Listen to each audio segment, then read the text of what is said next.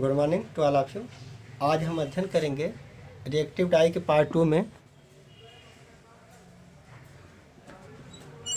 Reactive die के part 2 में जैसा कि हम पार्ट 1 में अध्ययन किए थे रिएक्टिव डाई का इंट्रोडक्शन, उसकी प्रॉपर्टी के बारे में, उसमें केमिस्ट्री क्या थी रिएक्टिव डाई की, उसके बाद मोनोफंक्शनल ग्रुप कैसे बनते हैं, यस क्या था, सॉल्युबलाइजिंग ग्रुप, सी कलर्ड ग्रुप, ब्रिज ग्रुप और रिएक्टिव ग्रुप, ये सब के बारे में अध्ययन किए थे।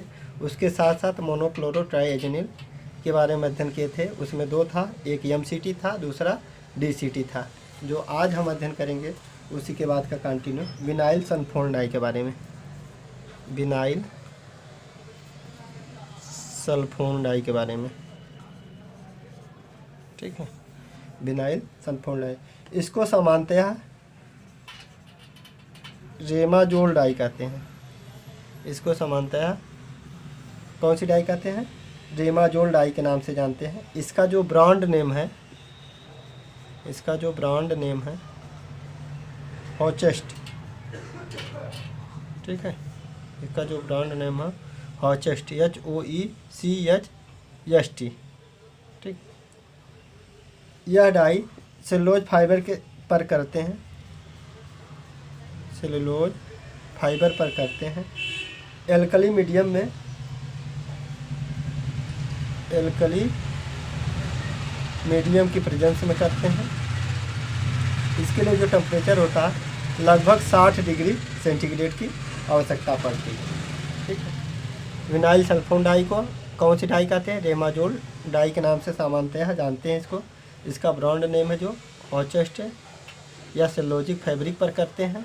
कैसा मीडियम होता है? एल्कली मीडियम की ज़रूरत पड़ती है। जो टेम्परेचर होता है लगभग 60 डिग्री टेम्परेचर की ज़रूरत पड़ती है। इसके बाद हम अध्ययन करेंगे बाई फंक्शनल डाई। जो लास्ट है आपका बाई फंक्शनल डाई। कौन सी डाई है? Bifunctional dye. इस डाई का एग्जास्टिंग जो होता है इस क्लास की डाई का अन्य क्लास की डाई से बहुत ज़्यादा होता है।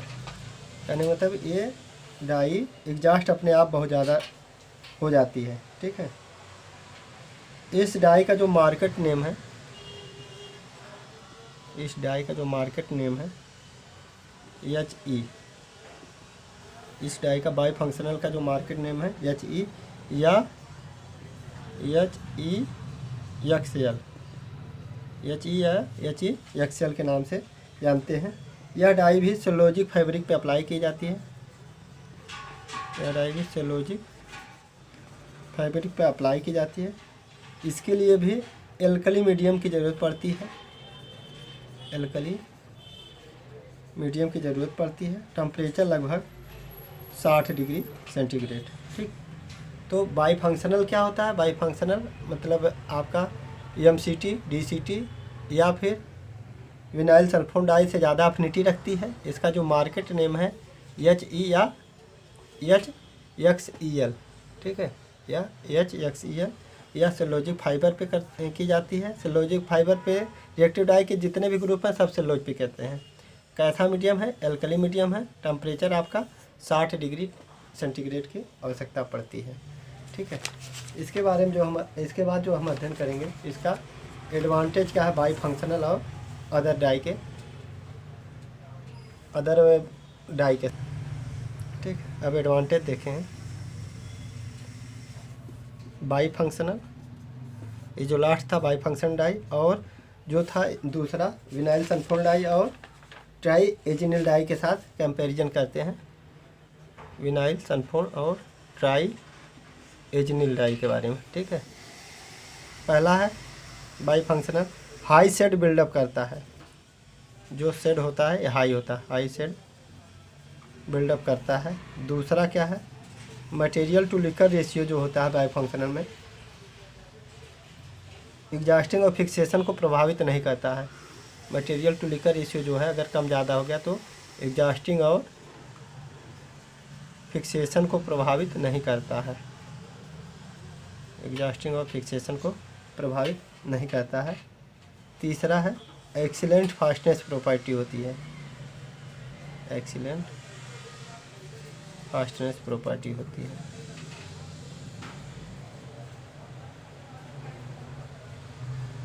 ठीक है, एक्सीलेंट फास्टनेस प्रॉपर्टी होती है। अब हम देखेंगे डाइंग प्रिंसिपल के बारे में।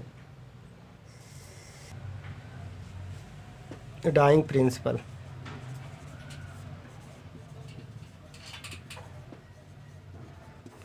ठीक है। रिएक्टिव डाई एनायनिक नेचर रखती है। रिएक्टिव डाई जो होती है एनायनिक नेचर रखती है। ठीक, रिएक्टिव डाई जो है एनायनिक नेचर रखती है। यह वाटर सॉल्युबल होती है। यह कैसी होती है? वाटर सॉल्युबल होती है। हम इसमें एग्जॉस्टिंग के लिए NaCl या सोडियम सल्फेट का प्रयोग करते हैं। सोडियम सल्फेट, जिसको हम लोग ग्लोबल साल्ट कहते हैं।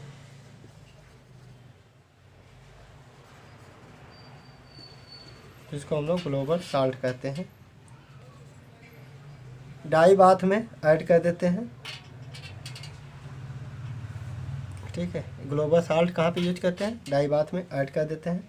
कॉमन साल्ट का इंडस्ट्री में बहुत ज़्यादा यूज करते हैं। कॉमन साल्ट का इंडस्ट्री में ज़्यादा यूज करते हैं, क्योंकि ग्लोबल साल्ट से यह सस्ता होता है। क्योंकि यह ग्लोबल साल्ट की तुलना में सस्ता होता है। ठीक है, फिक्सेशन के लिए हम लोग इसमें सोडा आश का यूज करते हैं। फिक्सेशन के लिए हम लोग सोडा आश का यूज करते हैं हम लोग। ठीक है, इसके बाद देखते हैं कौन कौन से फैक्टर प्रभावित करते हैं रिएक्टिव डाई को।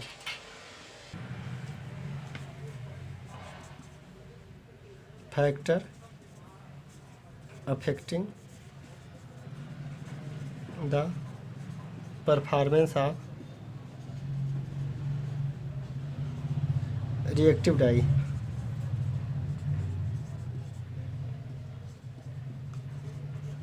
पहला है affinity of the dye.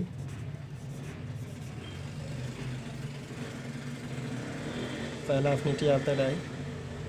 Dye की अफिनिटी टेक्सटाइल फाइबर के मॉलिक्यूल स्ट्रक्चर पर डिपेंड करती है। ठीक है, अफिनिटी जो होती है डाई की, ठीक, जो अफिनिटी होती है डाई की,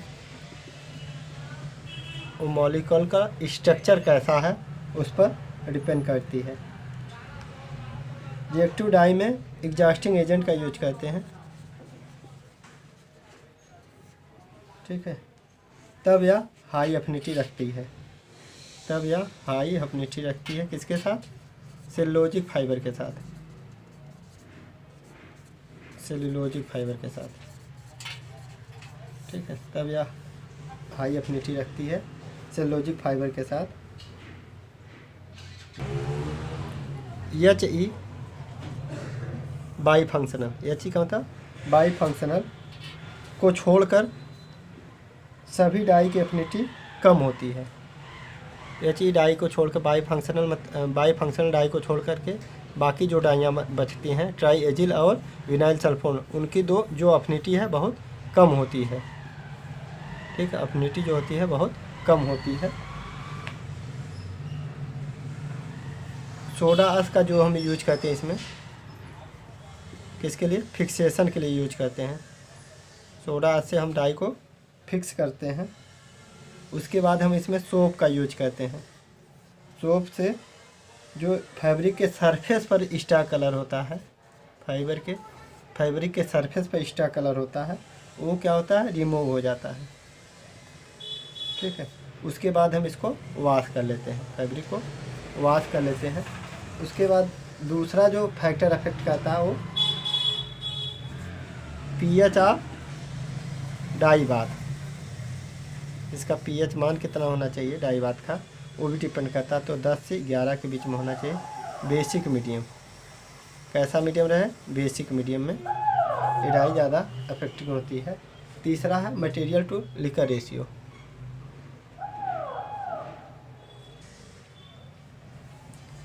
मटेरियल टू लिकर रेशियो, ठीक है।